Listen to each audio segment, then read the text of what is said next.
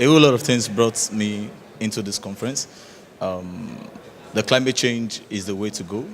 If we now have to think of a difference in the world, we have to think in terms of climate change. We have to think of going green because that is the biggest economy right now.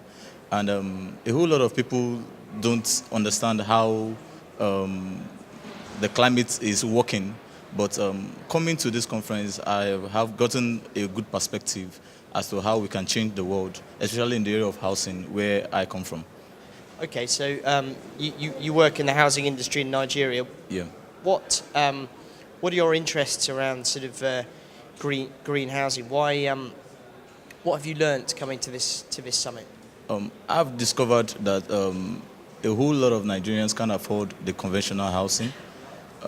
Like some, if you want to build a house, like a 3-bedroom single family house, you have to think of you have to be able to cough out $100,000, which is quite strange for a lot of people because per income capital for most Nigerians are about $2,000. That means it will take 36 years for an individual to own his own apartment. So it's kind of a big challenge for a whole lot of Nigerians. So why not let us look at areas whereby affordability is put into perspective, and green is also one of the perspectives that we have to look into, whereby I own a house that is quite affordable for me without me owing landlord or paying my rent to anybody, a Shylock landlord or the likes. So one of the things we're looking at this conference is creating a viable opportunity for us to go green, like the negotiations that have been going on, the negotiations, how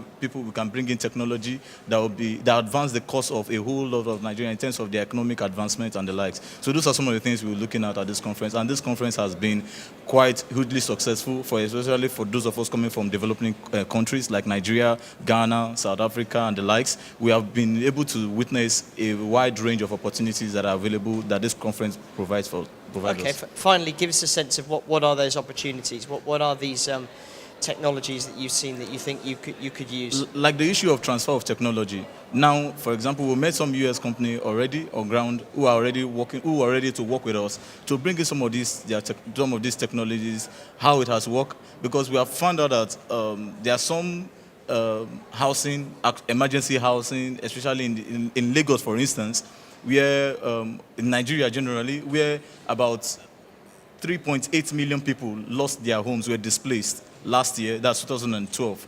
And what are the available emergency housing that is available to them? None.